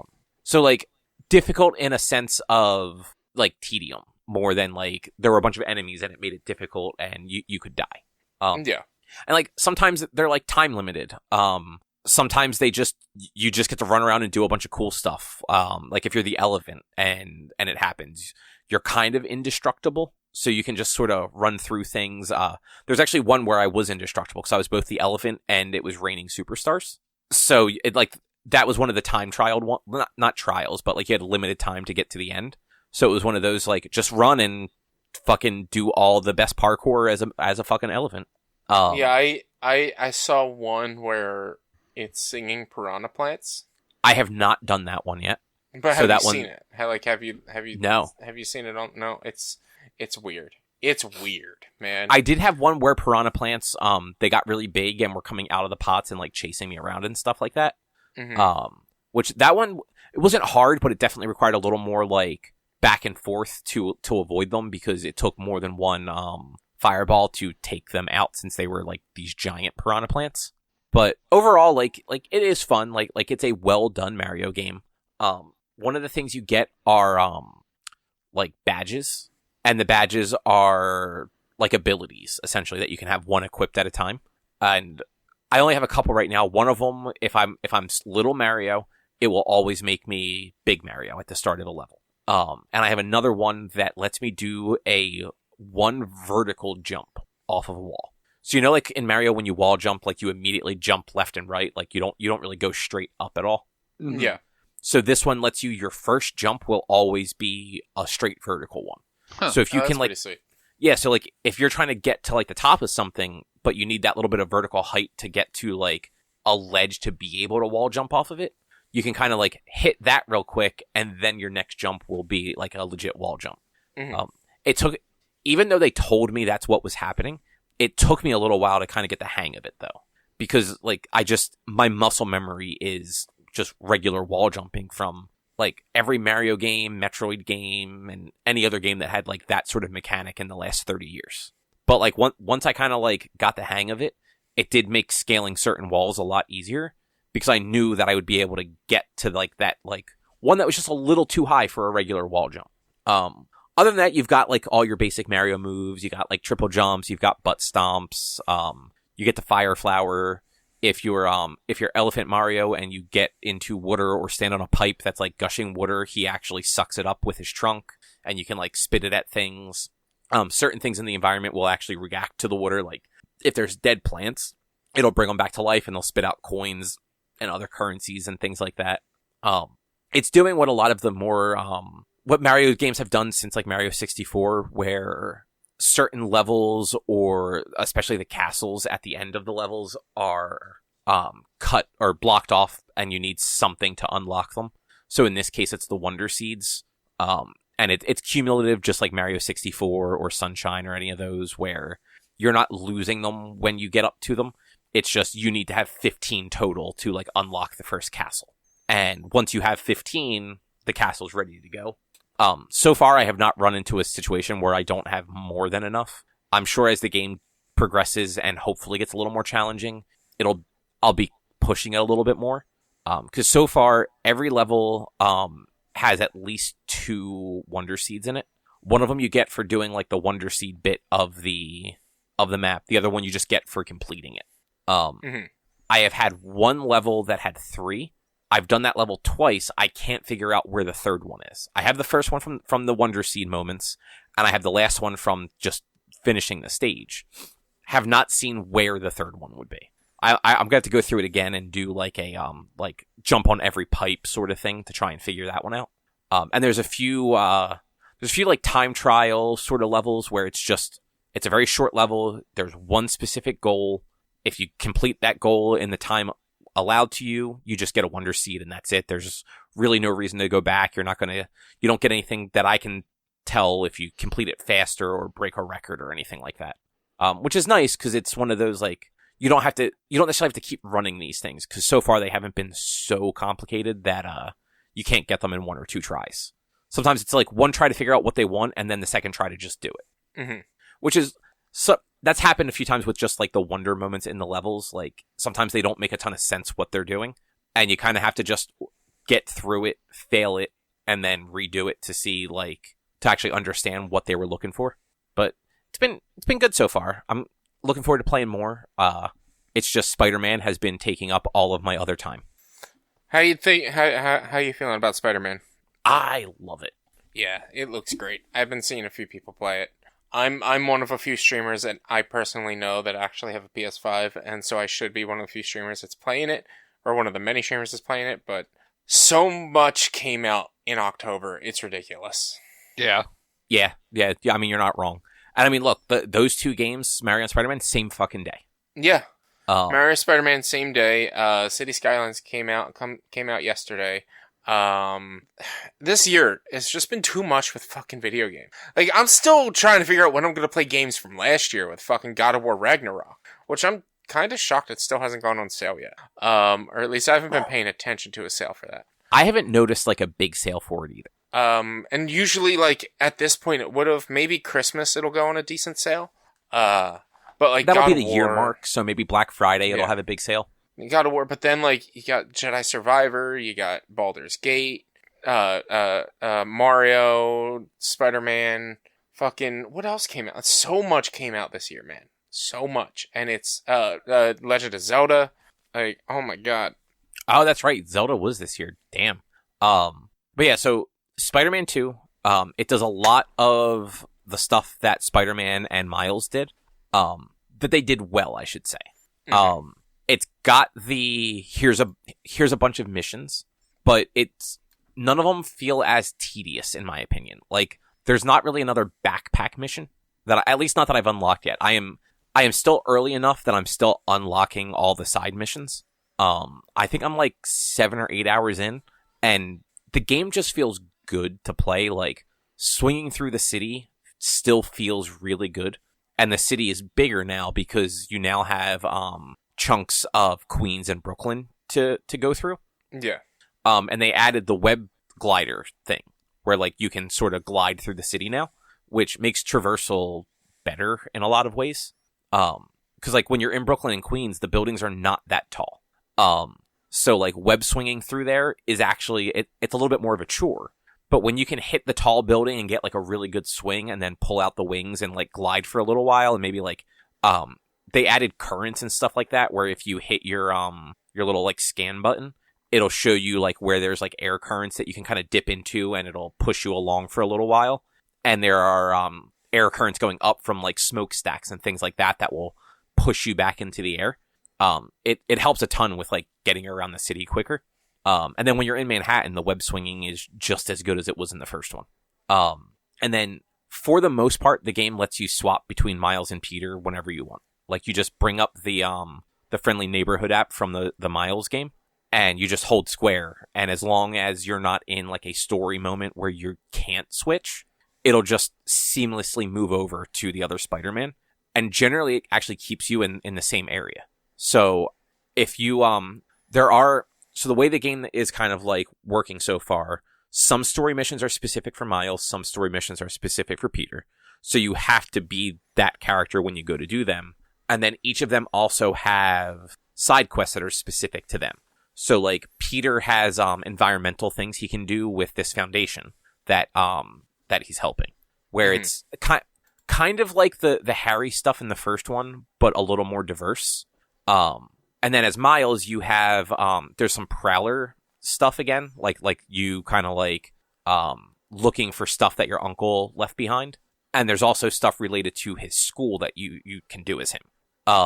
So like it gives you a reason to actually swap between both characters just when you're in the world versus letting the game just tell you like who you need to be for a story mission. Yeah. And yeah, that luckily, Rich, you played both of them, I think, right? Yes, I did. Okay. I played them both. Yeah. So like they fight the same, but they have like their unique abilities. So like you go into fights like differently depending who you're playing as. Mm-hmm. And it's weird. They did that thing where you have all the cool shit at the end of the first games.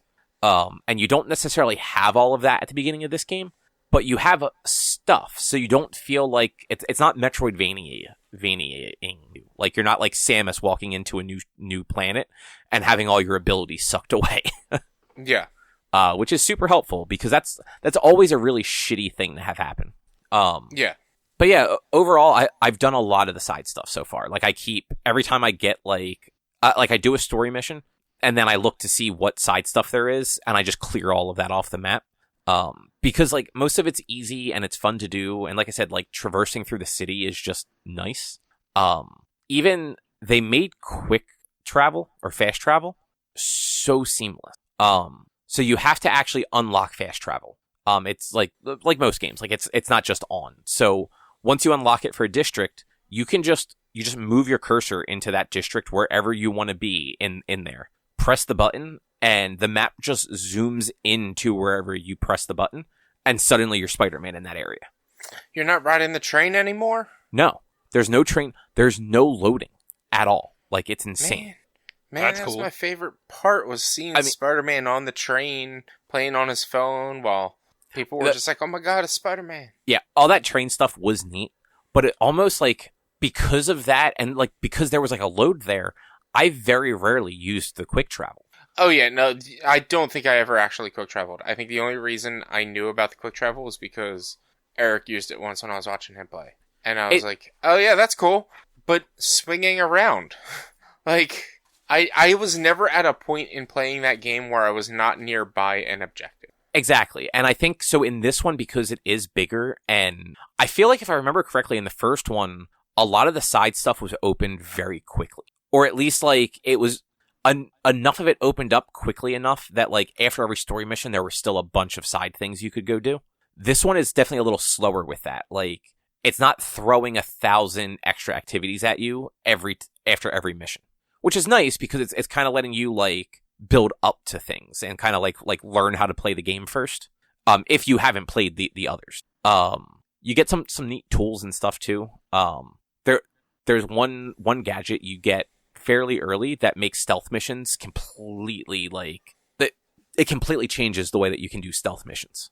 Mm-hmm. Which I always like the stealth missions. I like the like creeping around on like the ledges and across like the roof and just like webbing people up to the ceiling and luring them away from each other so that you can web them up to the ceiling. What else is worth mentioning that's not like I'm trying not to give any big spoilers because I know, Rich, you're going to play it. It's going to be a while, to be honest. It's going to be at least 6 months. No, I mean, I know that, but like it's still like a lot of the stuff I've done so far, like the story-wise has been pretty impactful to it, so I don't really want to like drop bombs on that. Especially like the game's also only been out. Yeah. Some of just the nice touches. When you're just going around the city and like the random crimes happen. Occasionally like you'll drop into a crime and the other Spider-Man will be there. Like if you're Pete, Miles will already be at the crime beating the bad guys up, and Pete will say like, "Am I crashing your party or are you crashing my party?" Or vice versa. Like if you get into a fight with some robbers or something, halfway through it, like Miles might pop up and like start helping you. Like it feels very seamless and like a living city. And like there are some other characters that pop up that you'll see out and about too, which is different from the first one. Like most of the people on the streets it's just bystanders. Like you don't know them. Like if you land, sometimes they'll go like, "Hey, Spidey," but like in certain cases, like you'll see somebody that actually like in the game, and you can actually go up and like interact with them, which is it's a neat little touch. And like I said, like fast travel, it's just seamless. Like there's no load time. You can go from the bottom corner of Brooklyn, like Coney Island, to the top left side of Harlem, like where like the cemetery is, in no time. Like you open your map, you move the cursor, you hit triangle, and suddenly you're in Harlem. And it'll just it's cool because depending on how they drop you, sometimes they'll drop you and you'll just be already swinging through like the skyscrapers. Other times you'll drop in with like the web gliders if like there weren't like buildings nearby. Like it's just they did such a nice job with it. Nice. And vice versa. So like the fun little train scenes that you got in the original one, you get those actually when you're switching characters now. So switching from Miles to Pete, I've had Pete spill coffee all over himself. I've had him helping somebody like literally he just finished helping a person when I swapped to him. Like he was handing them like a balloon or something. And I had another one where he was goofing off doing handstands on like a statue. Nice. So like they're having fun with it still, which is nice. There's also, like I said, I'm like 7 hours in. There have been like 3 already incredibly emotional like side quests. Where like one of them, it was one of those, it's somebody from the first game and you see them and you talk to them and you're like, "Oh, this isn't going to end well." And like through the whole mission, you're like, it's going to be really sad when this mission ends. And it was really sad when that mission ended. Yeah. But yeah, so far it's great. It has, I think the opening is significantly better. So the opening of the first one was like you rushing downtown and then fighting Kingpin, which, that's fine. It's Kingpin. It was a lot more fighting Kingpin goons than Kingpin, but, whatever. This one, like an actual villain is attacking the city. Okay. So like you're at work on your first day of work and have to literally abandon your first day of work to go save the city. So this is Miles or is Pete? Pete. Okay. Miles is with you. Like Miles ditches out of class. But yeah, I mean, so like it's a minor spoiler for the very beginning of the game. Sandman's attacking, and he's giant Sandman destroying the city, and they actually keep the sand all over the place afterwards. Like when you swing down to that area of the city, like hours later, it's still covered in a bunch of sand. Yeah. And like there are still like fire trucks and ambulance and barricades and stuff like that, keeping people from like going over there. I mean, they did that with the first Spider-Man. Like anytime a major event happened in an area of the city, like that spot continued to be damaged throughout most of the game until like a time, like even with what's it called with the first episode. Like after you get to that part, Fisk's tower is like cut off and all destroyed the entire time. That's right. I actually forgot about that with Fisk Tower. And you're right. Like there are a few other instances where a factory exploded during a mission, and afterwards, like there's just black smoke, like just pouring out of the building. And when you swing over there's a bunch of firefighters like trying to fight the fire. Mm-hmm. So like it does a very good job of making everything feel like it's building upon itself. Like the game isn't like any other game. Like something happens and then it's just right back to the way things were. When you do actual story missions, they have a real impact on the world. And all of the I know the first game did it too, but I feel like this game is doing a better job of like the battle damage. Like when you start to get injured, like your suit is very noticeably torn up, and it does it to all the suits, which I always liked. I like that no matter what suit you're wearing, that is the suit that you see in cutscenes, and if you go into a cutscene and you're nearly dead, like Spider-Man's suit is like shredded. Mm-hmm. But yeah, so far so good. A couple things that aren't great are like they have it's not Joe shit. What was the Screwball? It's not Screwball missions again, but they do have those like do these missions and do them with like these very specific restraints to get the most reward out of it. And it's of course like the currency you need to get all of the higher upgrades of your items and suits. So like you have to get at least 90% of them with the gold star, or you're not going to have enough currency to actually unlock everything. Yeah. And so far I found 3 that I am not going to be getting gold stars on because they're just not fun ones. It's the go in here and fight a bunch of guys, but don't take any damage. And it's doable, but it's one of those that's like something's going to go wrong 20 times before you get that perfect run. And I don't want to do that thing 20 times just to get 2 extra of these tokens. So I'm going to hope that the rest of them go well enough and that there are enough other ways to get these tokens throughout the game that I can just leave those as like silver and bronze. It's gonna be the same thing as the original Spider-Man. You're gonna play as New Game Plus, and you'll get whatever carries over, or whatever you already had.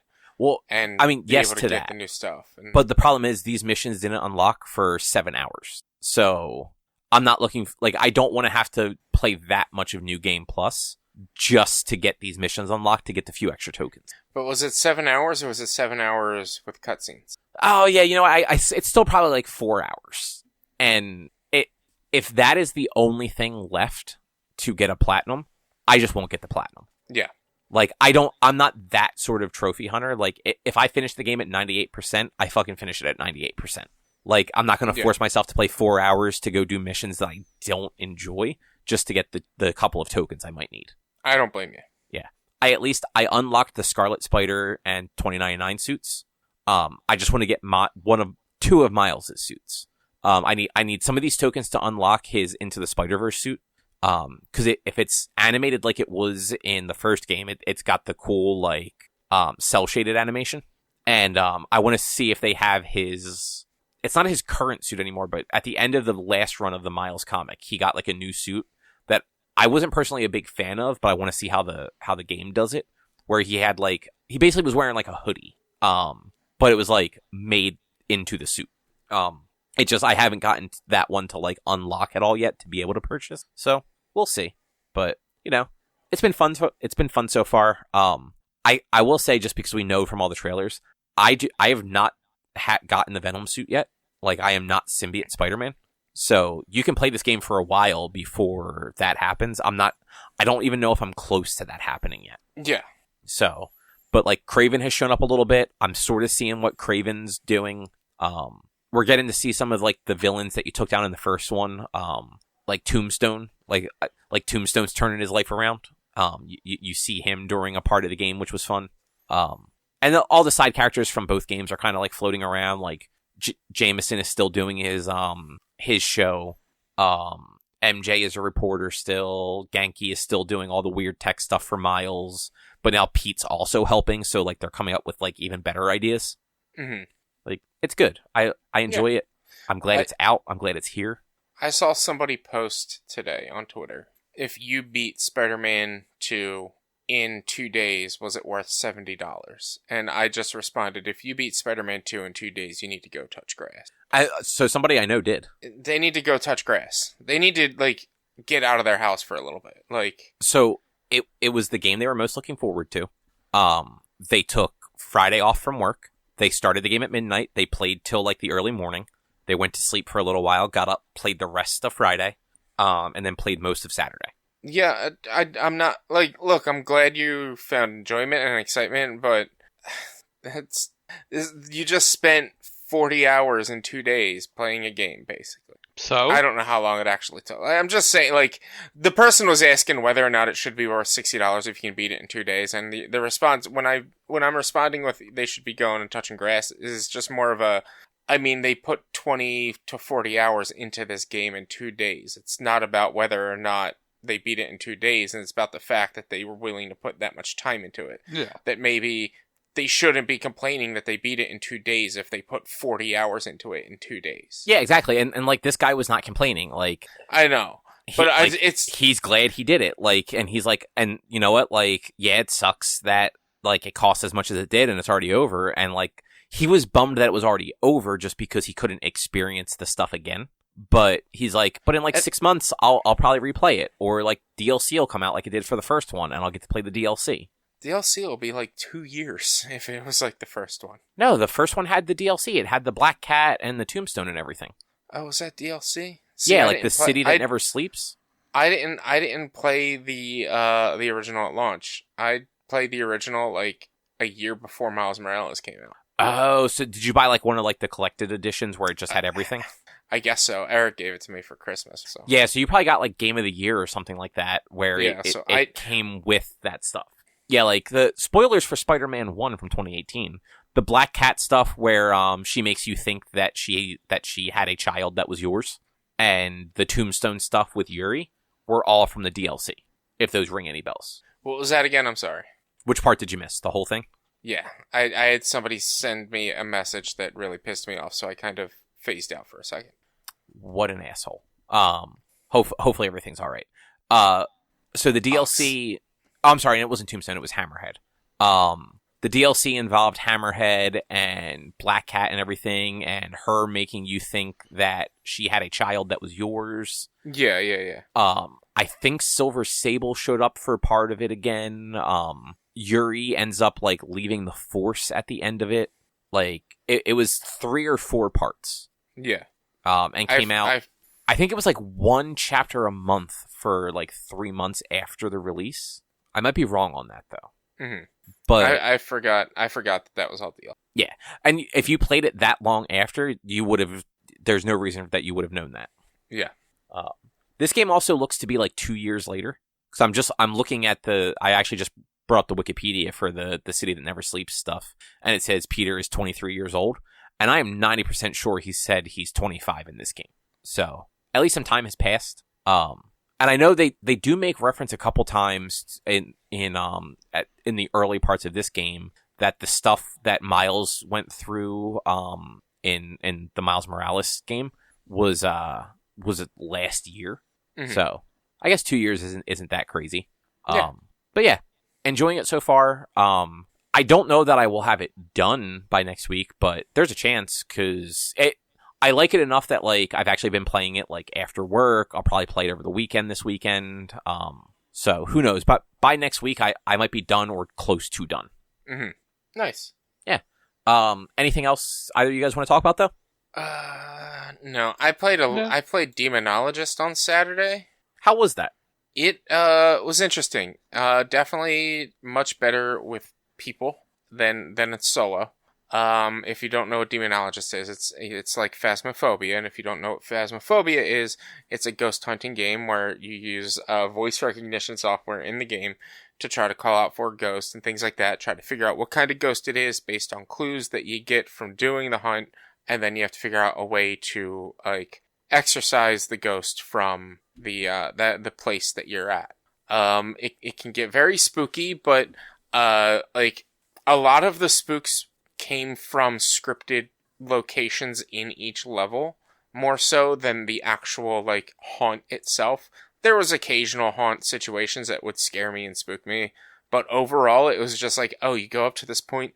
I had somebody with me, he's like, hey, read what's on that, call out what's on there, or read what's on this, and I would do that, and it would do a thing, and it would spook you or scare you. Like there's a bathroom in one of the houses that has Bloody Mary written across the mirror, and if you go to it and read Bloody Mary 3 times, it does a haunt for you real quick. And that's kind of cool. It's cool, but also at the same time, it's like, I was hoping this was more like procedural and not level based. I was hoping like every time you went in, it was a procedural different, like not procedural as in like every house is different, but procedural as in like more roguelite, where like every time you go in, it's one of the different pre-gen houses with different haunts or something like that each time. This way it would make it a little bit scarier each time. The game is still, for the most part, kind of in development. They're slowly rolling out all the levels. Not all the levels are out, But it's a neat concept. I played for about 2 hours with friends, and then I played for another 2 hours by myself. It's definitely a friend game. Definitely a game to play with friends. I can never see myself playing that game without other people. That I can definitely understand that. Just from the little bit I knew of it going in, that it definitely sounded like a play with other people, don't play by yourself. Yeah. But I guess that will probably be it for this week. Yeah, that's all. All right. Well, in that case, if you would like to find more of our content, you can head over to www.one-quest.com. You can also always help us out by supporting us at patreon.com/onequest. If you can't support us there with your dollars, though, you can go to your favorite podcast platform, Apple Podcasts, Google Podcasts, Spotify. Stitcher doesn't exist anymore, but I almost said it anyway. Rate us, review us, subscribe to us. All of those things help a whole bunch. You can find us on social media, facebook.com/onequestonline or at @1_quest on Twitter and Instagram. Our YouTube channel is youtube.com/onequestvideo. And you can always send us an email to social@one-quest.com. And Rich, what's your streaming schedule? Check me out on twitch.tv/b_1. That's where I video game stream Monday, Tuesday, Thursday, and Sunday. Let's see. This Thursday we'll be doing Dead by Daylight. Sunday we'll be finishing up season 1 of the Walking Dead Telltale series. Monday we'll be the first time, most likely the first time I'm going to be playing City Skylines 2, unless I decide to play it this weekend solo by myself, just to feel how it is.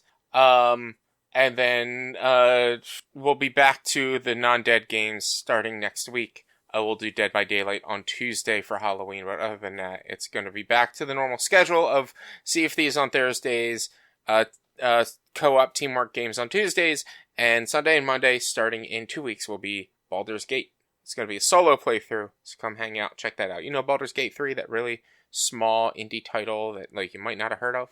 Everyone already stopped playing it. Yeah. No, people still play it. I know. That game is very popular. I know people who are on their 3rd or 4th playthrough and shit like that, and I think I told this story on here. Somebody bought it, somebody from stream, one of my viewers on stream bought it for me. And that weekend, I played a playthrough with a friend, who they then asked if I wanted to play with them and another one of their friends. And I said, sure, that's fine. Are we going to bring your friend into our game? And they were like, no, we'll have our game. And then we'll have this game with them as well. And I'm like, oh, so I'm going to be in 3 games of Baldur's Gate. 1 for my solo playthrough on stream, 1 with you and your friend, and then 1 with you. And they're like, yeah. I'm like, okay, sure, fine, okay. So I already have planned to be in at least 2 other games besides my solo game, if not more, with other streamers. Nice. Yeah, it's funny. People love this game. But with that, we will be back next week with something else to talk about. Thanks for listening. Bye. See you. Bye.